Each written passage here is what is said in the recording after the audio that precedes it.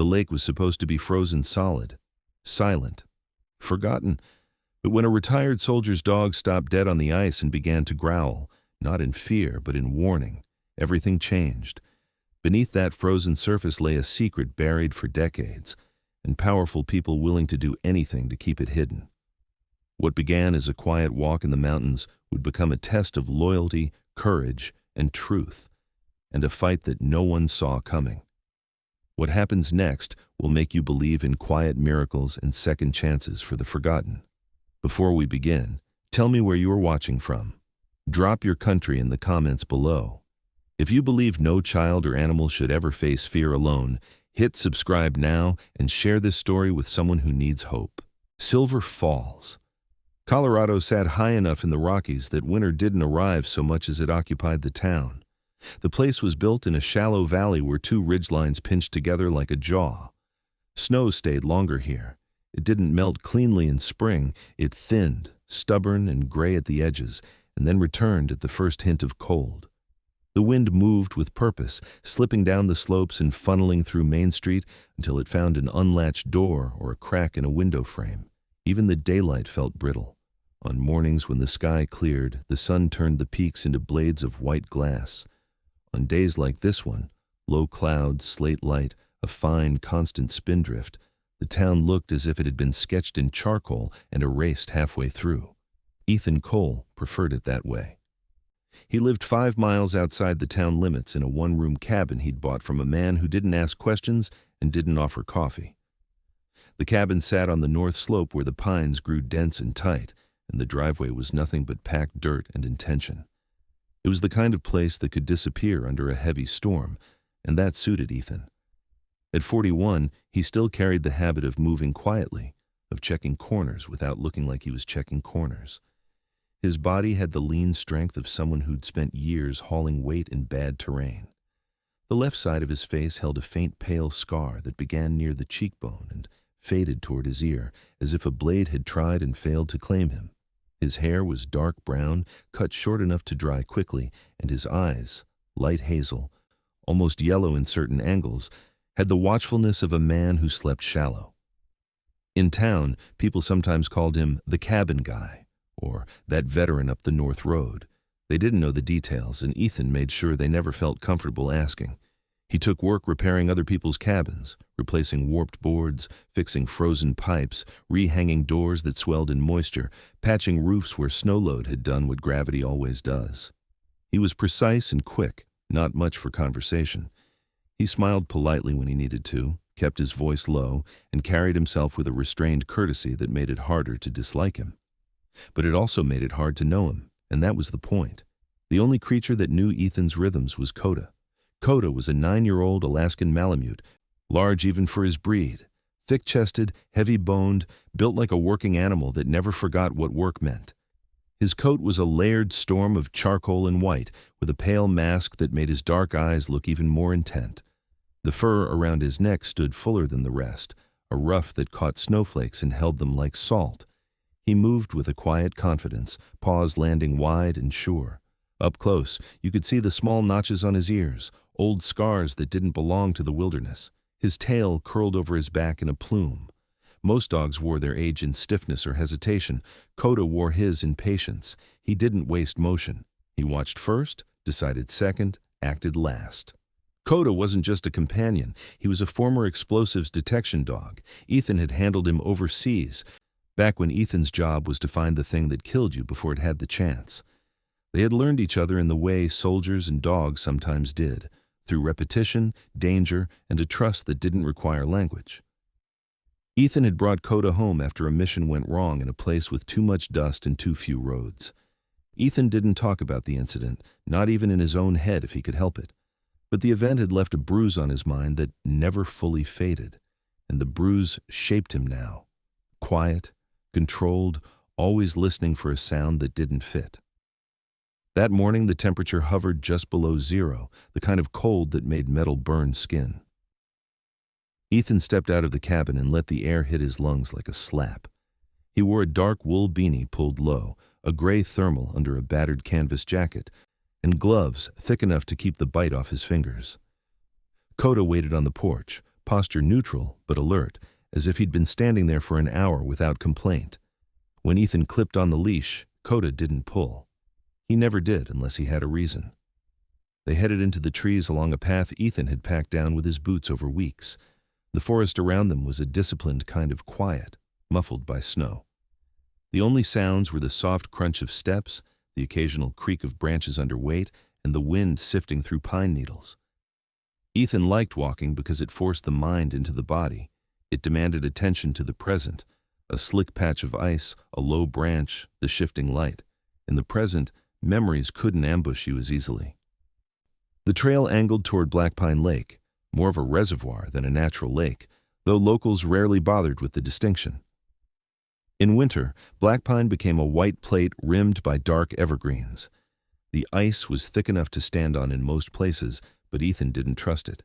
He'd seen safe surfaces betray people. As they got closer, Coda's posture changed so subtly that most people would miss it. His head lifted. His pace slowed, not from fatigue but from calculation. He took in the air with short, deliberate breaths. Ethan felt the shift travel up the leash like a current. The dog's ears angled forward. His tail dropped a fraction. A low sound gathered in his throat. Not a growl of aggression, not the noise of a territorial animal, but something older and more specific. A warning. Ethan stopped. "What is it, buddy?" he asked, softly, as if loudness might break the fragile logic of the moment. Coda didn't look back at him. He stared across the snowfield toward the lake's western edge, where a set of no trespassing signs stood half buried. The signs were old, their red letters sun-faded. Ethan had noticed them before and ignored them the way everyone did. In a small town, rules were often more about memory than enforcement. Coda took 2 steps forward, then paused again, nose working. Ethan followed his gaze and saw nothing. Just a line of pines, the curve of the shoreline, the wind lifting powder into brief ghosts. But Coda's attention held steady, fixed like a compass needle. The Malamute's focus had always been unnerving when it narrowed. It wasn't frantic, it was certain. Ethan's hand drifted, almost unconsciously, to the pocket where he kept a small folding knife. Not because he expected to use it, because the motion calmed him. Muscle memory was a kind of prayer. Coda tightened the leash once, one clean pull, then stillness, asking permission without asking. Ethan exhaled slowly, watching the snow. Somewhere deep inside, a part of him that hadn't been needed in months woke up and started measuring distances and angles. "All right," he murmured. "Show me."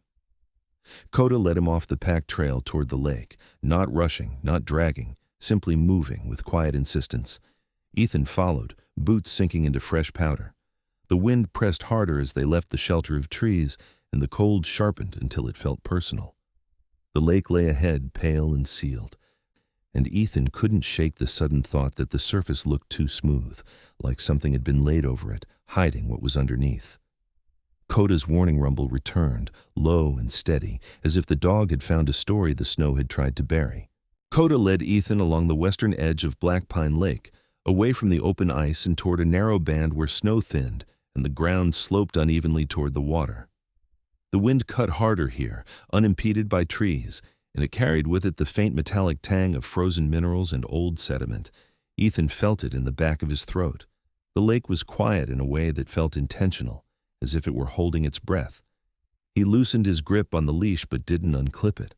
Coda's movements were measured, his paws placing carefully, head lowered, nose sweeping the air in short arcs. Whatever he was tracking wasn't fresh, but it wasn't ancient either. It lived in the gray space between. They stopped where the shoreline dipped sharply and the snow looked wrong, thinner, uneven, with faint fractures spidering outward. Ethan crouched and brushed the surface with his gloved hand. Beneath the powder, the ice was clouded, not clear. It held a dull, opaque sheen, as if something dark pressed up against it from below. He pressed his palm down and felt a vibration that didn't come from water. It was solid. Too solid. "Easy," he murmured, more to himself than to the dog. Coda's low rumble returned, steady and insistent. He turned his head once, just enough for Ethan to catch the look in his eyes. Not fear, recognition. The kind that came from a job remembered. Ethan stood and scanned the tree line. No movement, no tracks besides their own. The lake was officially restricted during winter due to unstable ice near the spillway, but enforcement was a rumor more than a reality. Still, the absence of signs, no fishing shacks, no footprints, no snowmobile marks, felt deliberate, as if the place had been quietly agreed upon as something best left alone. He backed away from the ice and took out his phone, snapping a few photos from different angles. He wasn't sure what he was documenting yet, only that the habit had kept him alive before.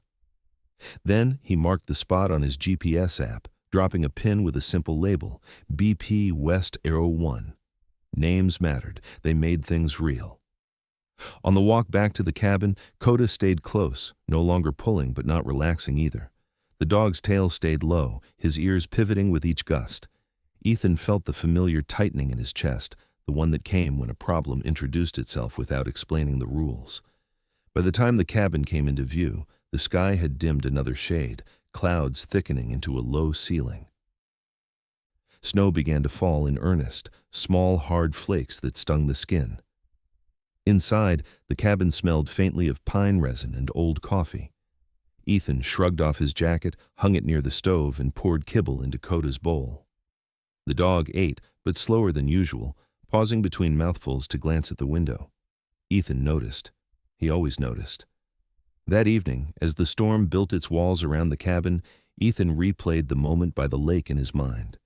He sketched rough lines in a notebook, shoreline angle, ice fracture pattern, the way the clouded ice curved inward as if molded around a shape. He didn't draw conclusions. He didn't need to. The facts were enough to keep him awake. The next morning brought no clarity, only cold. Ethan drove into Silver Falls for supplies, his truck groaning along the rutted road. The town was quieter than usual, snow muting sound and shrinking distances. He parked near the general store and stamped his boots clean before going inside. Mara Lowell stood behind the counter, sleeves rolled up, auburn hair pulled into a loose braid that had begun to unravel. She was in her early 30s, tall and broad-shouldered in a way that suggested she'd grown up hauling feed sacks and fixing fence posts. Her freckles stood out against pale winter skin, and her eyes, sharp gray, missed very little. Mara had inherited the store from her father after a logging accident years back, an event that had hardened her patience but sharpened her sense of responsibility. She ran the place with quiet authority, friendly but not indulgent. "Morning, Ethan," she said, ringing up a bag of rock salt for another customer. "Storm's settling in." "Looks like it," he replied. His voice carried the mild politeness people found reassuring. She slid his items across the counter, propane canisters, canned soup, coffee, a new pair of work gloves. "You heading up toward Black Pine these days?" she asked, casual enough, but her eyes flicked to his boots, still dusted with lakeside snow. "Passed near it yesterday," Ethan said. He didn't elaborate. Mara nodded once. "Ice has been acting strange this year. Old spillway shifts things underneath. Folks don't go out there much anymore." It sounded like a warning dressed up as trivia. "Good to know," Ethan said, meeting her gaze briefly. Something unspoken moved between them, recognition perhaps of shared caution. He paid and left before the conversation could grow legs. Outside, a man leaned against the railing near the post office, smoking despite the cold. He was in his late 50s, thick through the shoulders, with a beard gone iron gray and a face carved by weather and habit. His eyes followed Ethan with open curiosity, not hostile, but measuring. This was Luke Harmon, though Ethan didn't know the name yet. Luke had once been a guide in these mountains, back when his knees allowed it. A bad fall on scree had ended that life, and left him with a limp and a temper that flared when people ignored his warnings. He nodded at Ethan, a gesture that could have been greeting or assessment. Ethan returned the nod and kept walking. Back at the cabin, the storm worsened. Snow piled against the walls and the wind found every weakness. Ethan spent the afternoon reinforcing the doorframe and checking the generator. Coda paced, occasionally stopping to stare at the door as if expecting a knock that never came. By dusk, the world beyond the windows had dissolved into white noise. It was close to midnight when Coda stiffened. Ethan was half asleep in his chair, boots still on, a book open and forgotten in his lap. The dog rose silently, body angled toward the door, ears forward. A sound followed, faint, almost lost in the wind, but distinct. Metal. A dull scrape, brief and tentative, as if something had brushed against the cabin's outer wall. Ethan stood, heart rate leveling rather than spiking. He moved without haste, lifted the edge of the curtain, and peered out. The snow reflected what little light there was, revealing nothing but drifting flakes and the vague outline of trees, no footprints he could see, no shadow breaking away. The scrape didn't repeat. After a long minute, Coda relaxed by degrees, though he didn't lie back down. Ethan waited another 5 before easing back into his chair. He told himself it could have been a branch, wind-driven debris, an animal seeking shelter. All reasonable explanations, none of them fully satisfied. When he finally slept, he dreamed of pressure, of weight bearing down from above, slow and relentless, freezing things in place, not to preserve them, but to hide them. By morning, the storm had moved on, leaving the world freshly sealed. Ethan stepped outside and scanned the snow around the cabin. Near the woodpile, half buried by drift, was a shallow indentation that didn't match any animal track he knew. It wasn't deep enough to be a boot print, not clean enough to be chance. He crouched, studied it, then stood and looked toward the distant line where the lake lay hidden beyond trees and snow. Whatever Coda had found by Black Pine Lake was not content to stay buried. The day after the storm broke clear and painfully bright, the kind of mountain morning that made every shadow look sharper than it had any right to be. Snow glazed the trees in clean white layers, and the sky stretched blue and indifferent overhead. Ethan waited until the sun had climbed high enough to soften the surface crust before loading his truck. He packed with intention: a long-handled pry bar wrapped in canvas, a compact shovel with a reinforced steel blade, climbing rope, ice cleats, a thermos of black coffee. He added a small battery-powered drill, hesitated, then put it back. Noise mattered. Today was about looking, not announcing. Coda watched from the porch, posture neutral but intent, eyes following each movement. When Ethan snapped the leash onto his harness, the dog's tail gave a single slow wag. Acknowledgement, not excitement. At 9 years old, Coda no longer mistook work for play. He understood purpose. The drive to Black Pine Lake took longer than usual. Snowdrifts narrowed the road, forcing Ethan to crawl along the shoulder in places where the plows hadn't bothered. The lake itself came into view gradually, framed by pines and granite outcroppings, its surface a wide white plain broken only by darker seams where wind had scoured it thin. Ethan parked well back from the shoreline and cut the engine. Silence settled immediately, deep and complete. They approached on foot. Ethan fitted the ice cleats over his boots and tested each step. Weight forward, knees loose. Coda moved ahead, leash slack, navigating the terrain with a practiced ease that made the human effort seem clumsy by comparison. When they reached the western edge where Ethan had marked the GPS pin, the dog stopped again, body angling toward the same patch of clouded ice. In daylight, the anomaly was clearer. The ice here wasn't just opaque, it was uneven in thickness, domed slightly, as if something beneath it resisted the lake's slow freeze. Ethan knelt and brushed away loose snow with the back of his glove.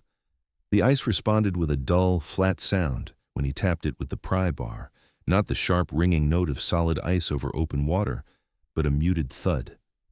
He exhaled through his nose. "Not water," he said quietly. Coda's ears flicked at the sound of his voice, then settled forward again. Ethan worked carefully, widening a small clearing in the snow. He didn't strike the ice hard. He scraped, tested, listened. After several minutes, he found a seam, a faint line where the ice had fractured and refrozen around a rigid edge. He followed it with the tip of the pry bar until it curved away beneath the surface. Metal. The certainty landed without drama. Years of experience had taught him the difference between instinct and imagination. This was neither driftwood nor rock. The resistance had the wrong texture, the wrong temperature. Metal held cold differently. It remembered it. He stepped back and studied the area, mapping the invisible shape in his head. Whatever lay beneath the ice was large enough to displace water unevenly. Long, rectangular. The outline suggested intent, not accident. Ethan straightened and scanned the tree line again. Still nothing. But the absence of observers felt less reassuring than it had the day before. He imagined the indentation near his woodpile, the scrape against the cabin wall. Coincidence was possible. So was curiosity from someone else who knew this lake better than maps suggested. He took photos again, closer this time, capturing the seam, the texture of the ice, the subtle curvature. Then he stopped. He wasn't going to open it today. Breaking the ice would change the story too quickly, and he wasn't ready to answer the questions that would follow. He needed context first. They were halfway back to the truck when voices drifted across the snow. Ethan froze, hand tightening on the leash. Coda stopped with him, body lowering by a fraction. Two figures emerged from the trees on the southern path, bundled against the cold. One was a man in his late 20s or early 30s, tall and narrow, with a reddish beard that looked more like neglect than fashion. He wore a snowmobile jacket 2 sizes too big and moved with the restless energy of someone who talked to fill space. The other was older, mid-40s, heavier through the middle, with a shaved head and a face reddened by cold and sun. His movements were economical, eyes constantly scanning. "Didn't expect to see anyone out here," the bearded man called, voice carrying easily. Too easily. Ethan straightened and raised a hand in acknowledgement without smiling. "Morning," the men approached but stopped short of conversational distance. The bearded one grinned, teeth white against chapped lips. "Name's Tyler. This is Ben." He gestured vaguely with a gloved hand. "We're just checking ice conditions. You know, for safety." Ben said nothing. His gaze flicked to Coda, then to the pry bar resting against Ethan's leg. He took in details quickly and without comment. "Lake's been quiet," Ethan said. It was true enough. Tyler chuckled. "Yeah, folks don't come out here much anymore. Bad ice, bad luck." He tilted his head. "You find what you were looking for?" Ethan met his eyes. Wasn't looking. Ben shifted his weight, boots crunching softly. "Best keep it that way," he said, voice low and flat. It wasn't a threat, it was information. Coda let out a soft, barely audible huff. Ethan felt it through the leash, a controlled release of tension. He placed a hand on the dog's shoulders, not to restrain him, but to acknowledge the signal. "Appreciate the advice," Ethan said. He nodded once, clipped and polite. "We're heading out." Nah. The men watched them leave. Ethan didn't look back until he reached the truck. When he did, the shoreline was empty again, as if the encounter had been absorbed by the landscape. Back at the cabin, Ethan sat at the small table with a map spread before him. He marked the southern path where the men had appeared, then traced it back toward town.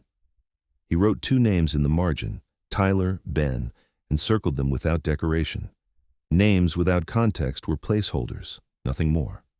But they mattered. As dusk fell, he stepped outside to stack firewood, Coda circling the perimeter with renewed vigilance. The indentation near the woodpile was gone, filled in by fresh snow, but Ethan knew better than to trust appearances. He finished the task, locked the door, and drew the curtains. That night, he dreamed again of pressure. But this time there was sound with it, the groan of metal stressed beyond design, the slow complaint of something heavy being forced where it didn't belong. When he woke, the image lingered, a shape under ice, refusing to float, waiting for the thaw. Ethan did not return to Black Pine Lake the next day. He understood escalation well enough to know when presence alone could turn curiosity into provocation. Instead, he turned inward, toward paper, ink, and the kind of truths that people assumed were harmless because they were old. The morning broke gray and brittle, clouds pressing low against the ridgeline as if testing its resolve. He left Coda at the cabin this time, a decision the dog accepted with visible reluctance. Coda watched from the porch, head high, eyes tracking the truck until it disappeared into the trees, as though committing the sound of its departure to memory. Silver Falls wore weekday stillness like a habit. The town was never loud, but on mornings like this it felt intentionally subdued, shutters half closed, conversations truncated. Ethan parked near the municipal building and crossed the street toward the library, his breath fogging in steady, controlled bursts. The library sat between the old courthouse and a boarded-up real estate office, its brick facade softened by decades of sun and snow. Inside, warmth gathered in layers, paper, dust, and the faint citrus note of cleaning solution. Behind the front desk sat Clara Winslow, the town librarian. She was in her early 60s, small-framed, with steel-gray hair cut in a practical bob that framed a face permanently creased by careful thought. Her glasses hung from a thin chain at her chest, and her hands moved with precise economy, as if every motion had been rehearsed. Clara had grown up in Silver Falls, left once for college, and returned after her husband died in a mining accident outside Leadville. The loss had carved patience into her bones and left her with an unshakable respect for records. People lied, paper less so. "Morning," she said as Ethan approached, her voice soft but steady. "Can I help you find something?" "I hope so," Ethan replied. "I'm looking for local reports, incidents near Black Pine Lake, early 90s, maybe earlier." Clara studied him over the rim of her glasses. Not suspicious exactly, evaluative. "That's specific." "I repair cabins," Ethan said. "Found some old structural notes, trying to understand what's shifted over time." It was a partial truth, which made it easier to deliver. Clara nodded, considering. "We've got microfilm for local papers and county incident logs. You'll want the back room." She led him past narrow shelves to a smaller space where a single microfilm reader hummed quietly. The machine looked like it had outlived several generations of technology by sheer stubbornness. Clara set down 2 boxes of film and showed him how to load them, her fingers deft, practiced. "Take your time," she said. "I'll be up front." Ethan worked methodically. He scrolled through years of mundane life, school board meetings, lost dogs, snow emergency notices, minor accidents on mountain roads. The rhythm of it was almost hypnotic. Then, 3 hours in, he found a headline that slowed his breathing. "Security transport vehicle missing near Black Pine Pass." The date read, February 17th, 1992. He leaned closer, eyes scanning. The article described a contracted armored transport van en route from Durango to Denver, rerouted due to weather. Last radio contact placed it near the western approach to Black Pine. 2 guards aboard. No distress call. The search effort had lasted less than 6 weeks.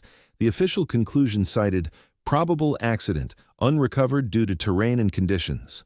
Ethan flipped through the follow-ups. The coverage thinned quickly. By April, the story had vanished from the paper entirely. He printed copies and returned the film, then moved on to county incident logs.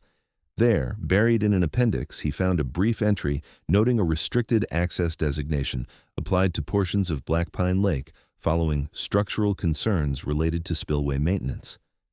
The designation had been renewed every 5 years since. No further explanation.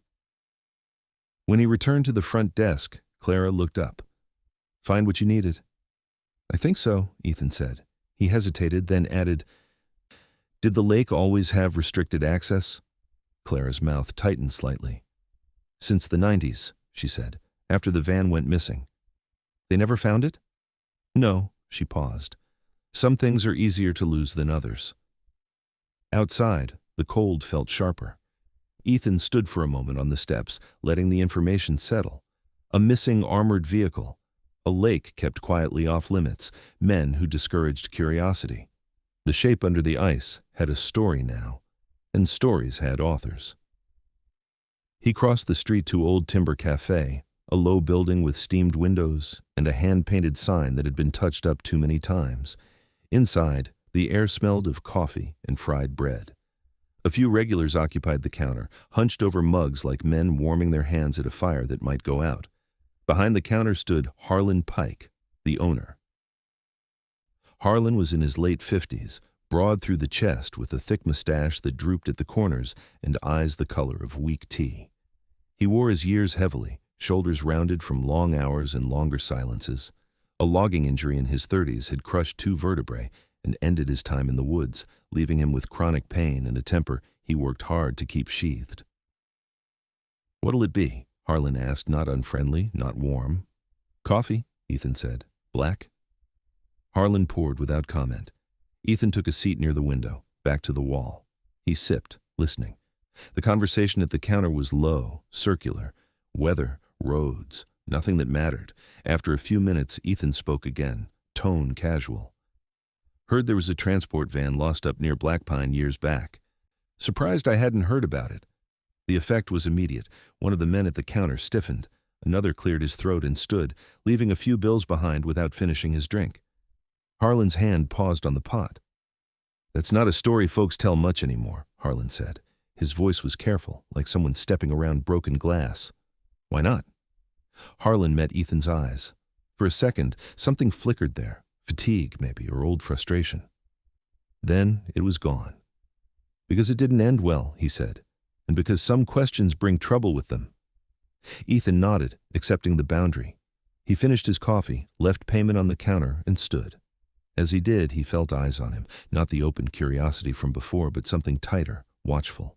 Back at the cabin, Coda greeted him with restrained enthusiasm, tail wagging once before settling.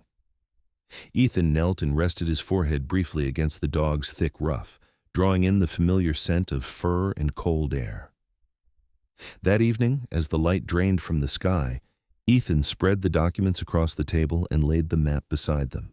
He traced routes, marked timelines. The pieces didn't fit yet, but they were beginning to cluster. Outside, the forest remained still. Too still. Ethan closed the curtains and turned off the lamp. He sat in the dark with Coda at his feet and listened to the house settle, every sound catalogued and weighed. The lake waited. The town watched. And somewhere between them lay a truth that had learned how to stay quiet. Ethan waited 2 days before returning to Black Pine Lake. He used the time to prepare, not in the dramatic way people imagine preparation, but in the quiet, methodical sense that came from long familiarity with risk. He checked fuel levels, tested the generator under load, replaced a frayed section of rope, and cleaned his boots until the treads were sharp again. At night, he slept lightly, waking at small sounds that resolved into nothing. Coda mirrored him, resting but never fully surrendering to sleep, his breathing shallow and even, ears twitching at the language of the forest. On the third morning, the temperature climbed just enough to soften the lake's surface. The sky was overcast, low clouds smearing the ridgeline into a single dull band. Ethan took that as a kind of permission. He packed heavier this time, the drill wrapped in cloth, a handsaw with a fine-toothed blade, a pry bar longer than the first. He added a compact headlamp and extra batteries. Noise still mattered, but certainty mattered more.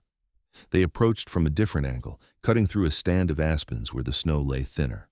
Coda ranged ahead, leash unclipped now, moving with a restrained urgency that suggested anticipation rather than alarm.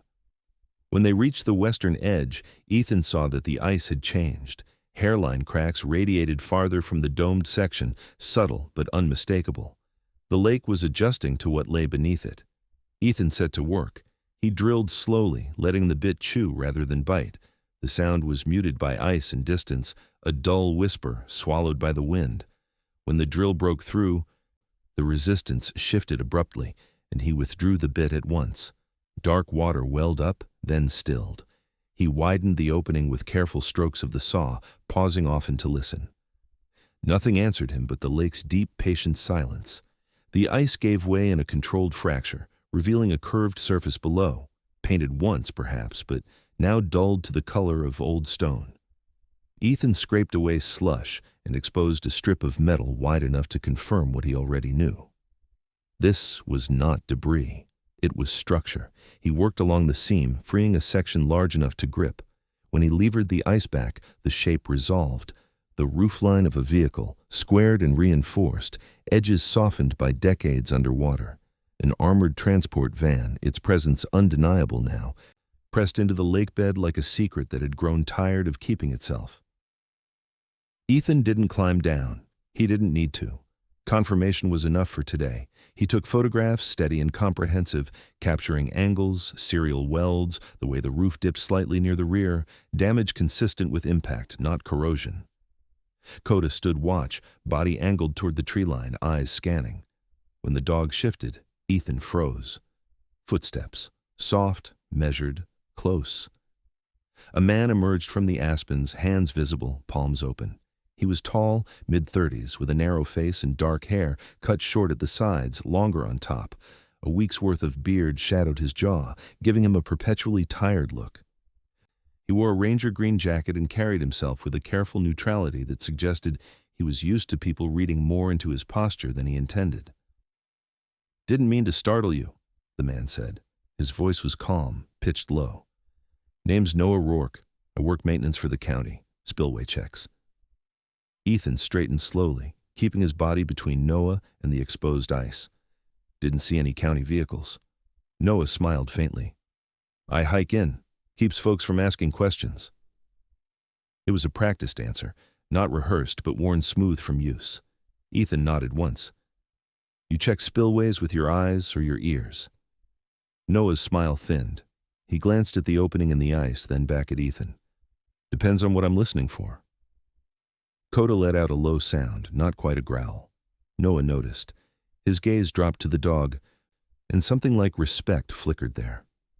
He's trained, Noah said. You don't see that kind of focus in pets. He's not a pet, Ethan replied. No, Noah agreed. He's not.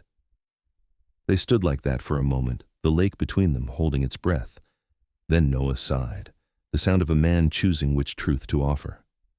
You shouldn't open it, he said. Not yet. Ethan studied him. Noah's eyes were clear, but tired, not the fatigue of poor sleep. Something deeper accumulated. You know what it is, Ethan said. I know what people say it is, Noah answered, and I know what happened to the last man who tried to make noise about it. Who was that? Noah hesitated. A surveyor. Name was Ellis Brand. Quiet guy. Did his job, asked questions when numbers didn't add up. He moved away after a few conversations. Conversations, Ethan repeated. Noah nodded. Silver Falls is good at them. The wind picked up, skimming the lake's surface. Ethan considered his options. Noah could be a warning, or a test, or a door. Why tell me this? Ethan asked. Noah looked toward the trees, then back. Because you already know enough to get hurt, and because I'm tired of pretending I don't see what's right in front of me. Ethan believed him, not because Noah sounded sincere, people often did, but because his posture had changed. He'd stopped guarding himself. Then help me do this right, Ethan said. Noah exhaled slowly. I can't be seen helping you, but I can tell you who to talk to next. He paused. And who not to. Go on.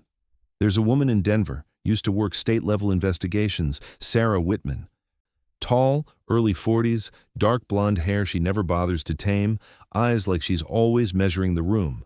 She left after pushing a corruption case that stalled hard. She doesn't scare easy. Ethan filed the name away. Why her? Because she doesn't owe this town anything, Noah said, and because when she believes something matters, she doesn't stop. Noah stepped back, already retreating. Cover it up, he added, nodding at the ice. Buy yourself time. People are watching closer than you think.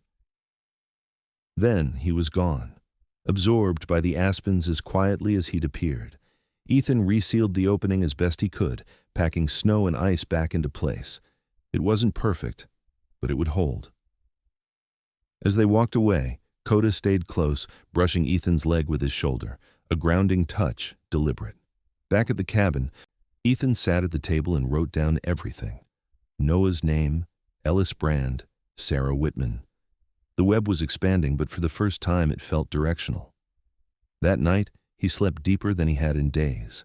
The lake had been acknowledged, a door had opened, and beyond it, others waited. Ethan did not contact Sarah Whitman immediately. Experience had taught him that timing was a form of leverage, and he needed more than instinct before reaching beyond the valley. Instead, he spent the next day testing boundaries, his own and the town's. He drove the long way into Silver Falls, took roads he hadn't before, noted which vehicles appeared twice, which faces turned away too quickly. Paranoia, when managed, was simply awareness sharpened to a fine edge. The afternoon brought thin sunlight and a brittle calm. Ethan returned to the cabin early, fed Coda, and laid out the materials he'd collected, printed articles, handwritten notes, photographs of the ice seam and metal roof. Noah Rourke's name underlined once, not twice. He traced timelines with a pencil, connecting the disappearance of the armored van to the renewal dates of the lake's restricted designation. The pattern wasn't subtle anymore. It was deliberate. As dusk settled, Coda rose from his place near the stove and walked to the door, posture alert but not tense. Ethan noticed the difference. This wasn't a warning. It was anticipation. A vehicle approached, slow, controlled, tires crunching softly over packed snow. Ethan extinguished the cabin lights and moved to the window, parting the curtain by an inch. Headlights cut through the trees and stopped well short of the porch. The engine shut off. Silence followed. A woman stepped out of the driver's seat. She was tall, a little over 5'10", with a straight-backed posture that suggested discipline rather than rigidity. Her coat was dark and practical, cinched at the waist. Boots scuffed but well-maintained. She moved with the confidence of someone who knew exactly where she was and didn't feel the need to announce it. When she reached the edge of the porch light, Ethan saw her face clearly. Sharp cheekbones, a narrow jaw, and eyes the color of winter sky. Gray-blue, steady, unflinching.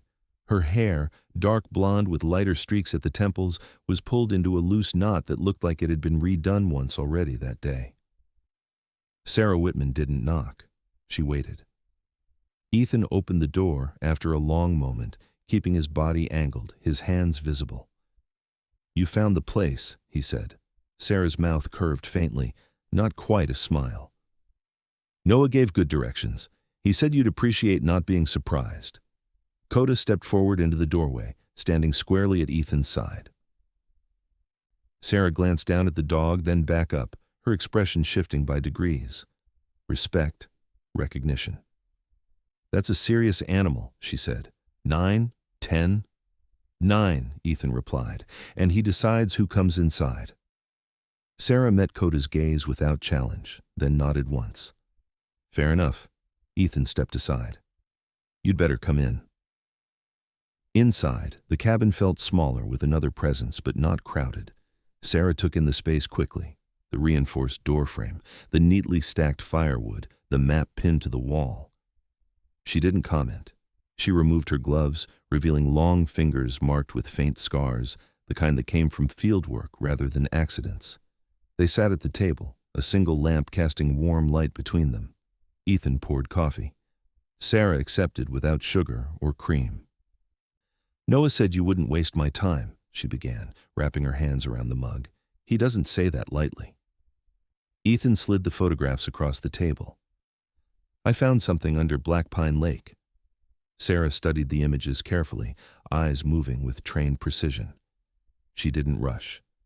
When she reached the last photo, she leaned back slightly, exhaling through her nose. "That's an armored transport," she said. "Early 90s, maybe. Private contractor." "That's what the records say," she nodded. "And the town's been sitting on it." "Yes," Sarah's gaze sharpened. "You understand what that implies?" "I do." She was quiet for a moment, weighing. "I left state investigations because cases like this don't die cleanly," she said. "They rot. And when you pull them back into the light, they tend to fight." "What made you take Noah's call?"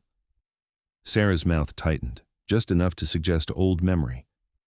"Because I pushed a case 10 years ago involving missing evidence and a lake that wasn't supposed to be searched. Because I was told, very politely, to stop asking questions. And because I don't like being told what I can't look at." Ethan absorbed that. It fit.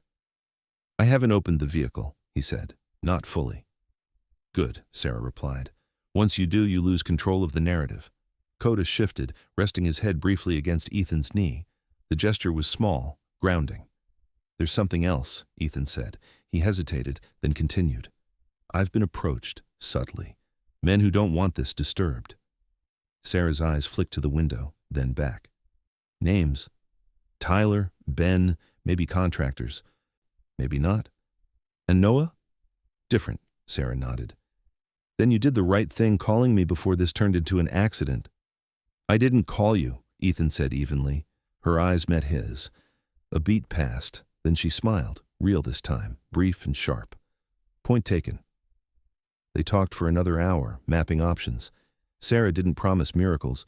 She outlined risks instead: jurisdictional gray zones, local interference, the importance of documentation and timing.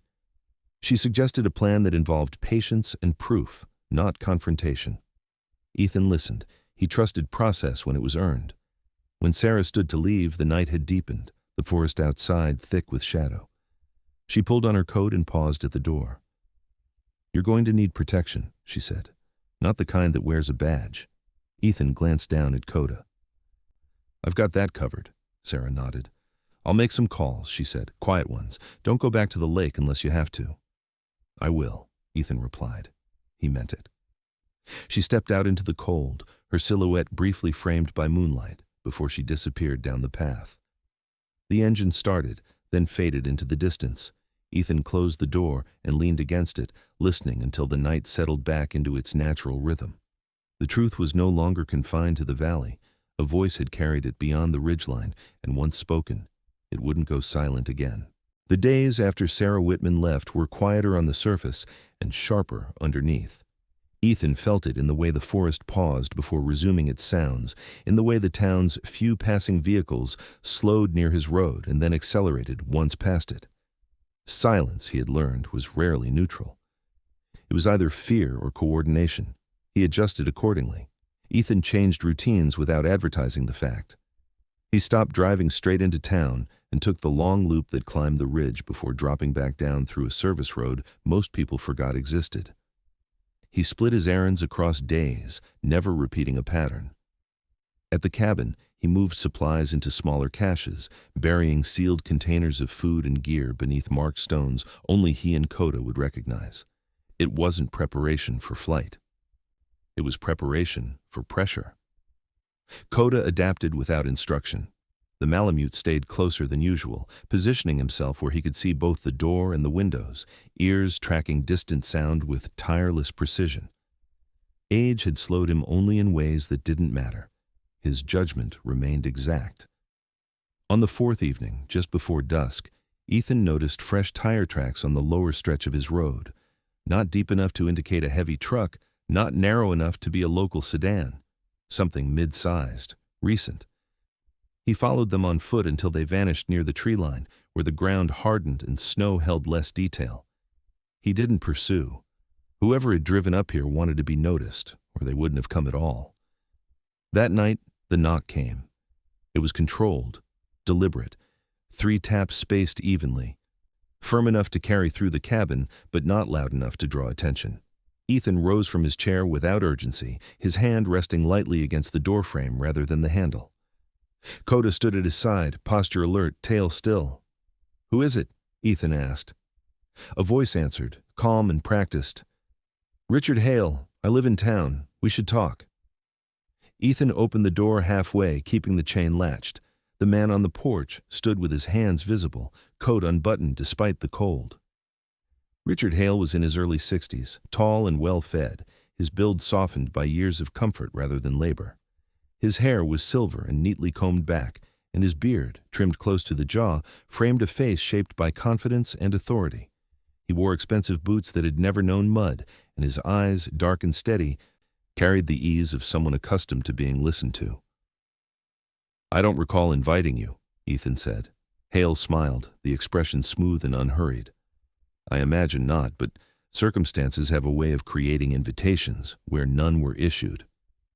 Coda's gaze fixed on Hale's midsection, unblinking. Hale noticed and adjusted his stance slightly, angling his body away from the dog without breaking eye contact with Ethan. "Mind if I come in?" Hale asked. "Yes," Ethan replied. Hale chuckled softly, as if amused by the clarity. "Fair enough. I'll be brief then." He gestured toward the darkened trees. "Silver Falls is a small place. People here value stability. They don't take kindly to disruptions, especially from newcomers." "I've been here long enough," Ethan said, "and I haven't disrupted anything." Hale's eyes flickered.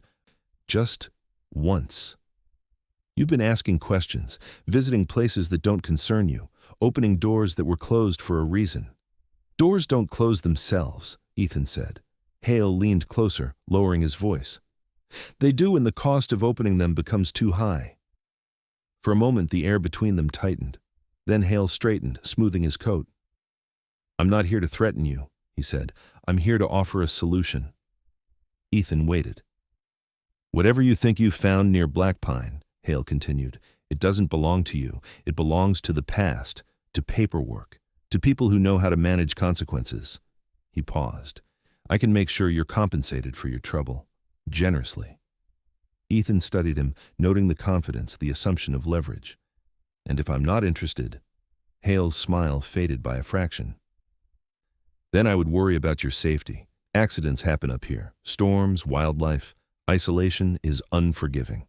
Coda growled, low and unmistakable. Hale raised a placating hand.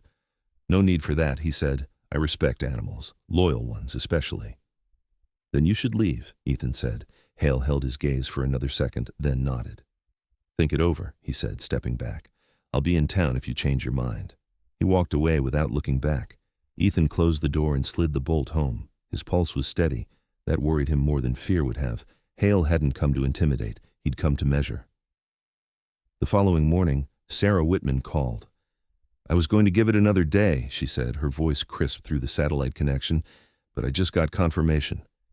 Richard Hale is more than a local businessman. He was on the county oversight board in the 90s, infrastructure, transportation. He signed off on the restricted designation for Black Pine. That tracks, Ethan said. There's more, Sarah continued. He also donated heavily to the private security firm that lost that transport van. After the fact. Ethan closed his eyes briefly. You think he's connected directly? I think he's been protecting something for 30 years, Sarah said, and I think he just realized you're not going away. Ethan looked at Coda, who lay nearby, head lifted, eyes alert. What's our next move? We tighten the net, Sarah replied. I've looped in a federal contact quietly, but we need proof from inside the vehicle, not just that it's there. What's in it? That escalates things. Yes, Sarah said. It does. Ethan nodded, even though she couldn't see it. Then we do it clean. That afternoon, the weather shifted again. Clouds thickened, heavy with promise. Ethan took it as cover. He packed the drill, the saw, the headlamp. He left a note on the table, not for anyone else, but for himself, detailing times, actions, contingencies. The habit steadied him. At Black Pine Lake, the ice groaned softly under changing pressure. Ethan reopened the section he'd sealed days before, working faster now, more decisively. When the opening was wide enough, he lowered himself carefully onto the exposed metal roof, boots finding purchase along reinforced seams. Coda remained above, watching the perimeter. Ethan followed the roofline to the rear and found a hatch, partially obscured, welded shut but not perfectly. He set the saw to work, cutting slow, controlled arcs. The metal resisted, then yielded with a muted whine. The hatch opened inward. The smell hit first. Not rot exactly, more like stale air trapped too long, tinged with oil and old fabric. Ethan shone the light inside. 2 seats, empty. But behind them, scattered on the floor, lay objects frozen in time. A cracked radio unit, a leather glove stiff with age, and a small metal case wedged beneath a bench. Ethan reached for it, fingers steady. Inside the case were documents sealed in plastic, yellowed but intact, and beneath them, a compact ledger, handwritten, precise, names, dates, payments. Ethan exhaled slowly. This wasn't just a crime, it was a system. He sealed the hatch as best he could and retreated from the lake before the light faded completely. The pressure had found its point, and now it would push back. Ethan did not sleep that night. He sat at the table with the ledger open, lamp turned low, reading until the names lost their edges and became patterns. Payments marched across the pages with disciplined regularity. Consulting fees, maintenance, donations routed through shell accounts that dissolved into new ones farther down the line. The handwriting was careful, almost elegant, the kind of penmanship that belonged to a man who believed order itself could absolve him. Richard Hale's signature appeared more than once, sometimes whole, sometimes abbreviated, always confident. At dawn, the weather broke hard. A cold front rolled over the ridge, scouring the sky to a brittle blue. Ethan sealed the documents in waterproof sleeves and placed them in the steel lockbox beneath the floorboard, then sent a brief, coded message to Sarah Whitman with timestamps and a single photograph of the ledger's index. Her reply came within minutes. Hold position. Help is moving. The knock arrived an hour later, not at the cabin door, but at the tree line. Coda heard it first. The Malamute lifted his head, ears forward, and released a single controlled bark that carried more information than volume. Ethan took the rifle from its rack, not to use, but to feel the weight, and stepped onto the porch. 3 figures approached along the service road, slow and visible. 2 wore dark windbreakers with no insignia. The third moved with the relaxed certainty of someone used to command. The lead man stopped 10 paces out and raised a hand. He was in his early 50s, broad-shouldered with close-cropped hair and a jaw set like it had learned patience the hard way.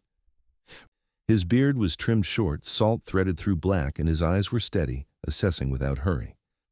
"Arthur Cole?" he asked. "Yes. I'm Special Agent Daniel Mercer, FBI," he said, producing a badge and holding it long enough to be read. "These are Agents Reyes and O'Connell." Reyes was younger, lean, hair pulled back tight. O'Connell older, heavier, with a scar that tugged his mouth downward when he frowned. They scanned the surroundings with practiced economy, not intrusive, not careless. Mercer's gaze dropped to Coda. "That's a working dog." "Was," Ethan said. Mercer nodded. "They never really retire." Inside, the cabin felt suddenly smaller, but not threatened. Ethan set the lockbox on the table and opened it. Mercer didn't touch the contents until Ethan finished explaining. Black pine, the ice seam, the hatch, the ledger, Hale's visit. He spoke plainly, without embellishment. When he finished, Mercer read in silence, then looked up. "You did the right thing," Mercer said. "You did more than most people would." Reyes glanced at the map pinned to the wall. "We'll need to secure the site." "You'll need cover," Ethan replied. "People are watching." Mercer's mouth curved faintly. "They always are. We'll take it from here." By noon, the valley hummed with a different kind of quiet. Unmarked vehicles moved along the service road. A helicopter passed once, high and fast, easy to miss if you weren't listening for it. Ethan watched from the porch as Mercer coordinated calls, his voice calm, clipped, unshowy. This was the machinery Hale had counted on never meeting. The confrontation came that evening, not at the lake, but in town. Old Timber Cafe filled quickly after sunset, the way it always did when weather pressed people indoors. Ethan took a corner booth, back to the wall. Coda lay beneath the table, invisible unless you knew where to look. The door opened and Richard Hale entered, coat immaculate, expression composed. He smiled at Harlan Pike and nodded to a few regulars, the practiced choreography of a man who believed he owned the room. He saw Ethan and hesitated. Just long enough. Mercer stood then, badge catching the light. "Richard Hale," he said, voice carrying without force. "You're under arrest for conspiracy, obstruction of justice, and multiple counts related to financial fraud. You have the right to remain silent." Hale laughed, a short sound, incredulous. "This is a mistake." "Not anymore," Mercer replied. Hale's gaze flicked to Ethan, then down toward the table. His face tightened, calculation racing. He turned as if to leave. Coda rose. The movement was fluid, precise. The Malamute placed himself between Hale and the door without a sound, body squared, eyes locked. Hale froze. For the first time, uncertainty cracked his polish. "Easy," Hale said, palms lifting. Mercer closed the distance. Handcuffs clicked. The cafe exhaled as one. No one cheered. No one spoke. The valley had chosen a side, and it did so quietly. The days that followed unfolded with methodical clarity. Black Pine Lake was cordoned off, divers confirmed the armored transport and recovered the remains with care and dignity. The ledger unraveled a web that extended beyond Silver Falls, names falling like dominoes as warrants spread outward. Sarah Whitman arrived to observe, not to claim credit. She stood with Ethan at the lakeshore as the ice was finally broken cleanly, sunlight striking steel that no longer hid. "They'll write this up," she said. "They'll simplify it." "They always do," Ethan replied. "What will you do?" He looked at the water, then at Coda, who stood with his chest to the wind. "Stay," he said. "Fix what needs fixing." Sarah smiled, brief and approving. "That suits you." Spring came late, but it came. Snow thinned to patches. The aspens flushed pale green. Silver Falls adjusted, the way small places did, by pretending nothing had changed while everything quietly did. Harlan Pike served coffee with a steadier hand. Clara Winslow archived new files with the same careful respect she'd always given the old ones. Noah Rourke kept walking the spillway, shoulders a little lighter. On a clear morning, Ethan stood on the porch with Coda at his side. The lake lay open now, honest and blue. The pressure had passed its breaking point and released. Ethan breathed in the mountain air and felt, for the first time in a long while, that the valley had spoken back. and he had listened. Sometimes miracles don't arrive with thunder or light from the sky. Sometimes they come quietly, through loyalty that refuses to leave, through courage that keeps walking forward, and through truth that survives even when buried deep beneath fear and silence. This story reminds us that God often works in ways we don't expect, not by removing every hardship, but by placing the right companion beside us when the road becomes lonely. A faithful heart, a watchful soul, a second chance when the world says it's too late. In our daily lives, we all carry something hidden beneath the surface: pain, doubt, regret, or unanswered prayers. But just as the ice eventually breaks, God's timing reveals what must be healed, what must be forgiven, and what must be set free. If this story touched your heart, take a moment to share it with someone who may be struggling in silence. Leave a comment below and tell us where you're watching from. We read everyone. And if you believe that no child, no animal, and no soul should ever walk through fear alone, please subscribe to the channel so these stories of hope can reach more hearts. May God bless you, protect you, and guide your steps. May He give you strength in quiet moments, light in uncertain days, and peace that the world cannot take away. Thank you for being here. You are not alone, and you never were.